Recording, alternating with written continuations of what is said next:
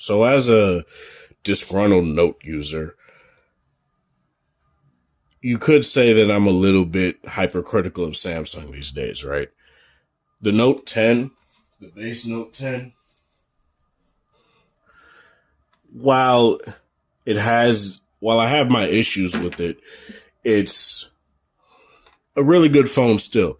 Has the power that a Note should have. It has all the Note features. The only thing that is missing from like the Note 10 Plus, Quad HD display, bigger battery, and micro SD card support. That's pretty much the things that are missing. Everything else, still substandard Note, and it's just a really nice phone overall. Then the Note 20s came out. And what Samsung did is they gimped the base Note 20 even more, right? Where it has this polycarbonate back. This is the same thing. Has a 64 megapixel main sensor rather than the 12 that's on here, but this is also an improved 12 megapixel sensor. A flat face, which personally I prefer. This also has a flat face, which is really nice. 1080p still. So the people that are, resolution whores can't really get that. I had to say that like Frank Reynolds, huh? But they can't really get that out of it. I personally don't care anymore, but it's just something that really does suck for those who care. But one of the main things is that no 120 hertz. And for a phone that was like 4,300 milliamp hour battery versus 4,500 milliamp hour battery between it and the Note 20 Ultra, they could have put a 120 hertz display on there. It's kind of stupid. I believe it still had like the 30x zoom. I don't remember. And it was just basically a hyper gimped Note 20 Ultra. And to me, that is stupid. The S20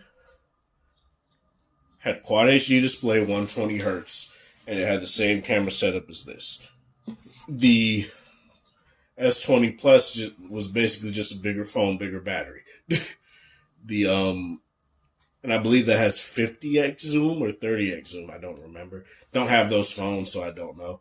The S20 Ultra has 100x zoom with the 108 megapixel sensor that only really captures 12 megapixel images unless you go to full resolution mode.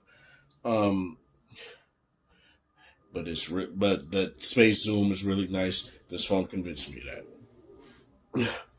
So the S20 FE comes out, right? And initially I'm a bit salty because you gimp the Note 20, the base Note 20, and then you put out the S20 FE, which essentially has every single feature that people wanted from the Note 20. Okay, go F yourself, Samsung.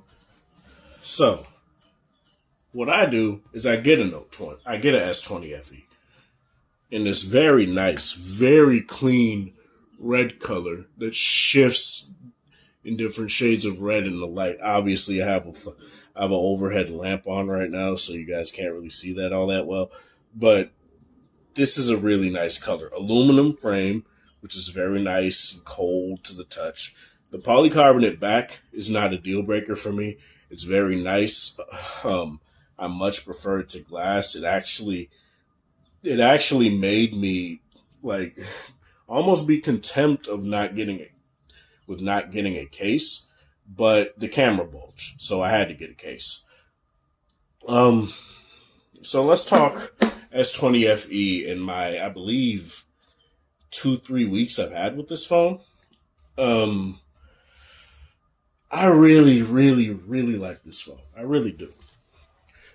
It has its shortcomings. It does.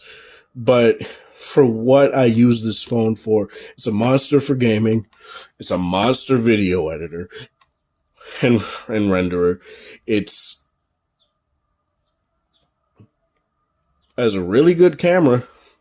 It has 120 hertz, and sure, it's the dynamic 120 hertz, but it's still 120 hertz. Very nice OLED display. No problems with that, even though it's 1080p. And let me lower the brightness so the G8 can have less of a bad time. So I said at the beginning that there are qualms with this phone, right? There definitely are. The battery life isn't the best, but that could be chalked up to 120 hertz. And even when I turned it down to 60 hertz, I didn't really gain that much more battery. So I was like, whatever. I'll just keep it on. The main problem with doing that is say you play games like Marvel Contest of Champions and you turn it down to just 60 hertz, the game will go down. The game will itself will go down back to 30 hertz, 30 FPS rather. And that's not good if you're used to playing the game on this phone at 120 hertz, because it plays at 60 and can go to 120 hertz. It just doesn't play at 120 hertz. So let's get into this. The obvious dislikes: no headphone jack. As Flossie Carter would say, that shit's whack. The battery life could definitely be better. I feel that 4,500 milliamp hours is kind of anemic for a phone with 120 hertz. It should have 5,000. I don't know why the S20 Ultra has 5,000. If they put a 5,000 milliamp hour battery in this phone with 120 hertz and just gave it everything the S20 Ultra had, that would have been nice. But they didn't do that. 6 gigs of RAM. It's anemic for a Samsung phone. Like my G8, for example, keeps up with it, and that sucks in terms of speed. But there is the 256 gigabyte, 8 gigabyte of RAM model, so that's still there. I'm just not about to trade in this phone just so I can get that. It really doesn't matter to me. When you're recording 4K 60, it has to save to your internal storage. Believe me, I've tried to put the SD card that's in my V60 into this phone, and it doesn't do it. And it still record and save it on the internal storage, which sucks. It doesn't record in 8K, which sucks, but from what I've seen from like the S20 Ultra, the 8K footage is as good as like the 4K footage on an iPhone, so it's not really that big of a deal. Plus 8K is not here yet, so it's fine. That's pretty much it. It does still get the Samsung lag. The 120 hertz can smoothen it out quite a bit to where you feel like you're not getting it, but it's definitely still there. I do wish this had laser autofocus, just because it doesn't need it, but it's just cool to say my phone has laser autofocus, but that's not even really a dislike. I just want to say that. The manual mode is something that is the pro mode is very nice to have, but the problem that I have with it is that, all right, I'll just do pro video. You autofocus, you manual focus rather, and you do this, but the problem is you can tap to go into different focusing angles, and that's bad mainly because of the fact that that's bad because that's just not really all that ergonomic and intuitive. It's kind of weird.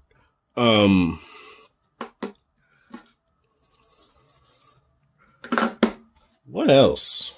I'm really trying to find more stuff that I don't really like about this phone. I think 128 gigs of storage is a little anemic even now these days, depending on what you do with your phone. Obviously, your mileage may vary. But what I do wish is that the feature that no Android manufacturer ever adopted, except for like Motorola and Nvidia, was mounting your SD card storage as internal storage. I was able to do that on my NVIDIA Shield tablet K1. And say I put a 400 gigabyte card in there, you go from a 16 gigabyte tablet to a 416 gigabyte tablet. Well, give or take, software and all that stuff, and all that crap. And you do that on like the Moto G7, you go from a 64 gigabyte memory phone to a 464 gigabyte phone. I don't know why I said megabyte. So Samsung, LG, please adopt that. Please. These cars are fast enough. Just do it. Especially for, say, if you want to really build these phones as content creation or gaming phones. To me, that's something that's really valuable to have. It's just being able to mount your SD card as internal. Now, obviously, when it comes to, say, people swapping their phones in and out,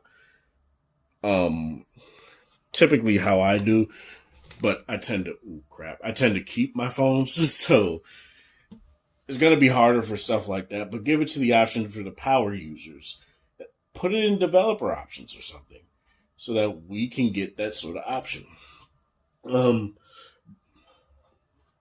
Bluetooth, it doesn't have LDAC. It doesn't have aptX HD. And I can show you guys this. I do feel like the fingerprint sensor also is it's like a touch slower than even, say, the Note 10 here. Oh, I think I need oh yeah, I restarted the phone. But yeah, I feel... Where is it, damn it?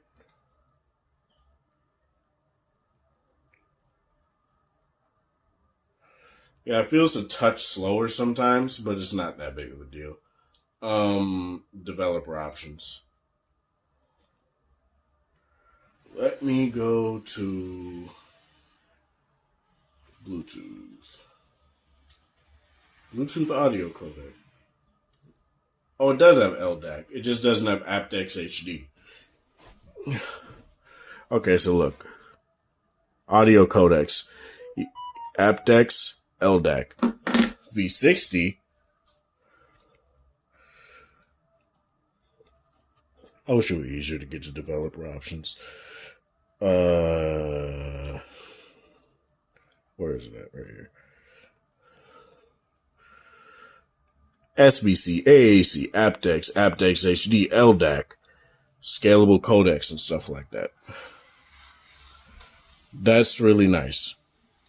Again, that's not really a big deal, but it's something that I would be remiss to not point out, is that you don't get aptX HD on this phone. Let me pull this up a little bit. All right, so what do I like? 120 hertz, really nice. It does truncate the battery, but it's not necessarily a big deal, really, because... Oh, no. One more thing I don't like. The phone comes with a 15-watt charger in the box. I don't like that. That's stupid. The V60 comes with a 25-watt charger, and I plug it into here, super fast charging. The 15-watt charger, just regular fast charging or adaptive fast charging. That's stupid, Samsung. Why would you do that? Okay, anyway, this phone... 120 hertz, really nice. Again, it's not something that I feel is a make or break thing for me. Like, it's really nice to have, but honestly, I would much rather have a phone that's tuned to run at 60 hertz, 60 FPS, and have 60 hertz, rather than a phone that has a 120 hertz panel and then feels slower if you want to go down to 60 hertz. And there's no 90 hertz option, so you can't even get the best of both worlds with better battery life and high refresh rate, so that's whack. The cameras on here are really nice. I really like the space zoom. The 30x space zoom is nice. It's actually sold me on oh yeah, I can't do that. Let me go to the gallery here. Which one is it? Let me show you guys a couple of my moon photos here. So Here's a moon photo, 30x zoom. I lowered the exposure. That looks really nice. I did this. That looks really nice. There was this. That one really wasn't that great, but that looks really clean as well. The 30x zoom is really good on this phone. I really like it. Again, as someone that still doesn't really care about the telephoto lens, something here that really sold me on it was just how well it did it. And to me, Samsung does it the best. Again, I don't have a Huawei phone, don't have a Xiaomi, don't have any of those other phones. I just have phones that could come to the US. And Samsung does it the best in terms of what can come to the US. I'm sorry, it just does. The wide angle is really nice. It's wider than the V60s, so that's really good. It can't record in 60 frames per second. It can only record in 4K 30 frames per second, or 1080p 60 frames per second, like the V60. But if you want 4K 60 wide angle footage, you're gonna have to go with, say, an iPhone or an LG G8. You're just gonna have to do it.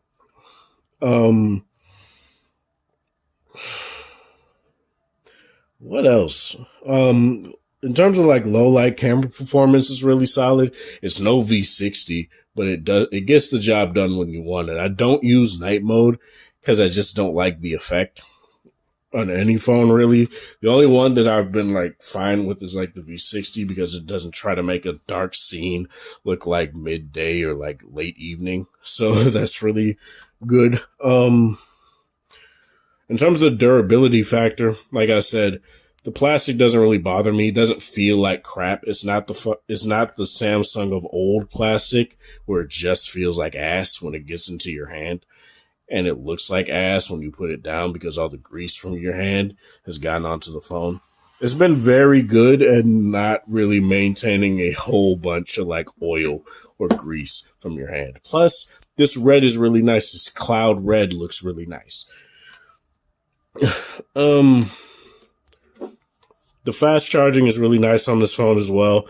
When you do have a 25-watt charger, it can charge the phone from 5 to 100 in like an hour and 15 minutes. So that's really nice. Whereas, say, with the other charger, it's an hour and a half. So, which is like the same speeds that the V60 charges with its 25-watt charger. So that's anemic. The V60 also has a bigger battery, so to me that makes sense, and that's why I don't really slag the V60 for that, but it's whatever. Don't use the selfie camera, can't really talk about that. Call quality on this phone is really good too.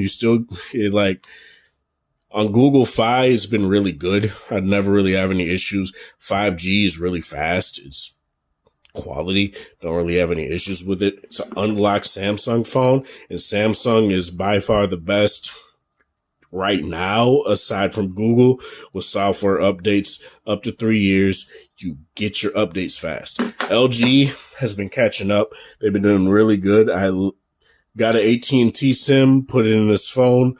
I updated my phone from the February security patch all the way to the October security patch. So both of these are well into being secure.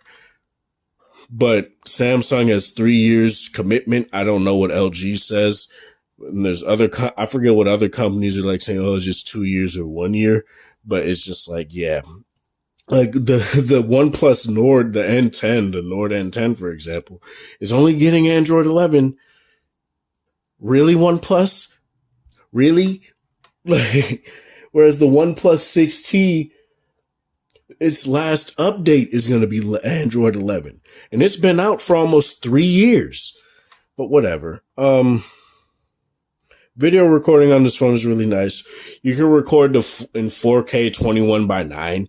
And that's really nice. I wish the G8 has that because I do record in 21:9 on my G8. And that's really nice. It's really clean. I really do like it. But it's only in 1080p. It looks good nonetheless. You guys really won't be able to tell. But being able to just record in 4K 21:9 is really nice. And I wish LG can take that too. The mics on here are very good as well for video. You guys can hear it in some of my videos, say in my V60 versus iPhone 12 Pro shootout. The mics on here are really clean.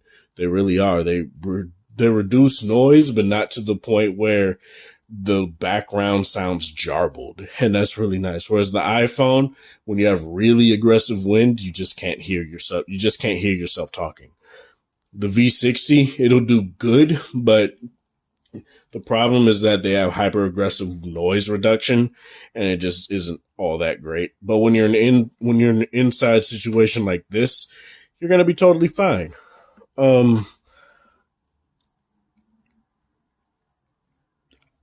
The stereo speakers on here are good. They're no V60 stereo speakers, but I even done the same thing where I put up all the bands, turned on Dolby Atmos, whereas on the V60 I turned on all the bands, turned on their 3D surround sound, and the V60 just stomps both the iPhone and this in terms of loudness and in terms of clarity and in terms of not having a lot of distortion. These sound a little bit held back, but it's fine. They do the job, and that's really nice. This iPhone speakers sound bassy. These sound just flat, and the V60 strikes a perfect balance, but they also sound the widest out of the two. Wide, not white. I don't really know how I feel about the button placement. Like, you'd think with this button placement, you'd be able to hit screenshots a little bit better, and now I'm doing it like a pro. But sometimes it just doesn't do it all that great. But sometimes you got to do it a little bit. You got to be a little bit more deliberate with it. And I also don't like that Samsung decided to copy Apple with the side key and turn it into like a Bixby button type of thing, whereas Apple does the Siri thing. And then when you first boot up the phone, just like on the Note 10, you have to press and hold volume down in power, whereas on the iPhone, it's volume up in power if you want to get to your power menu. That's stupid. Go back to just a regular thing. I get it. You want to be like Apple. You're going to probably take out the charging cord next year, just like you took out the headphone jack a couple years later. You're probably going to do that. But for the love of God, stop copying Apple. It just doesn't make sense. It really doesn't.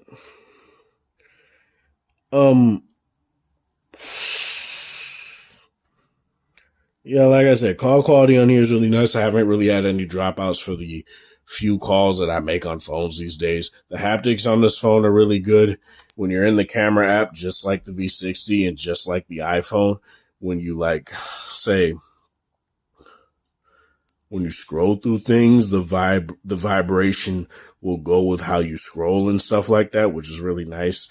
You could turn it off in the camera settings if you want, but I really do like that feedback. That's really nice. I'm